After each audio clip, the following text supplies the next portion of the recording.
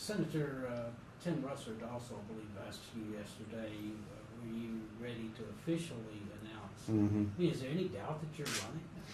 No, there's no doubt, but right now, as you know, the Iraq issue, Petraeus is up tomorrow for his hearings. Right. You know, we have all this armed services and Iraq stuff going on, so it's taken a lot of my attention and effort away, and I think that's appropriate. I'm still a United States Senator. I've got to perform my duties. You know. So that, in terms of a formal announcement with all the big hoopla, Yeah. but you are in this race. Well, let me just say it this way: we're making all the preparations.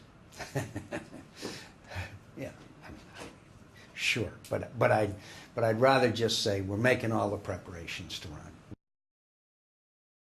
Sure, it would mean a strong and robust national security policy. It would mean lower taxes and less spending. I would veto any appropriation bill that I've seen lately. It would mean eliminate wasteful and pork barrel spending, and then it would mean reform Social Security and Medicare. Those are the two elephants in the room as far as the future of America is concerned. Social Security has a $6 trillion unfunded liability, and Medicare a $40 trillion unfunded liability. There's no way that present-day workers are going to receive the benefits that present-day retirees have. So we're going to have to sit down and repair those. And, of course, if we haven't done immigration reform by then we're going to have to do immigration reform. The system has to be fixed. Those are some of the principles.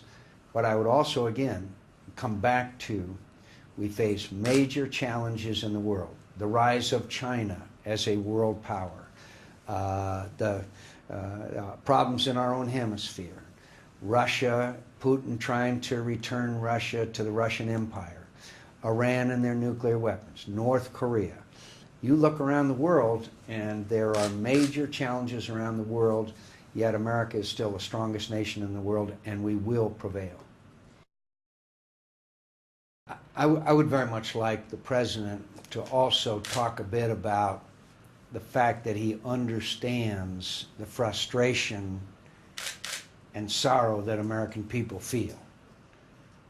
In other words, Americans are frustrated and they're sad, but if you can show them a way to success, I think they'll support it. But if they think it's just going to be a continuous bloodletting like we've experienced over the last 3.5 years, then they won't support it. So I think he has to do a little better job of understanding how Americans feel about it, and at the same time chart this new strategy. If I had to advise him, he has not asked my advice.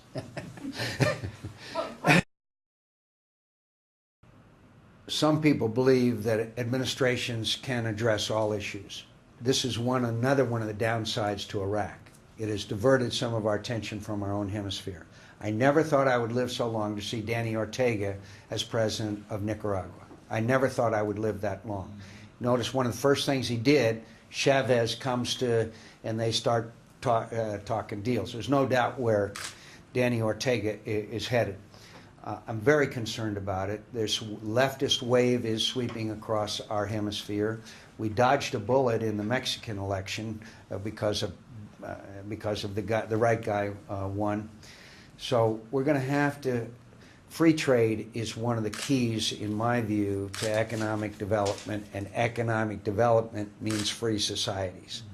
When they're mired in poverty, as they are in some countries like the Honduras, etc., Nicaragua, then they're fertile ground for these populist left wing. I don't think it's an accident that the guy in Bolivia, there's this tension between the Indians and the traditional people who governed, and so we're going to have to pay a lot of attention. I think economic development, free trade, better flow of goods and services between within our hemisphere is a key element. NAFTA, in my view, is still one of the best things that ever happened to the United States of America. Our commerce and trade has increased dramatically. And it's not an accident that northern Mexico is far better off than other parts of Mexico. So we're going to have to pay a lot more attention to our own hemisphere. When Castro has the opportunity to meet Karl Marx, I think that is the time that we offer a package of trade, of assistance, of economic development, of assistance in democratization, and tell them we'll give them all those things. And in return, we're asking them to embark on the path to democracy, including setting a date for free and fair elections. They'll have a choice. They'll have a choice. I do not believe, I'm not an expert on Cuba, but some of my friends like Senator Martinez are. And a lot of people think that Raul Castro will not be able to govern Cuba. I hope that's true.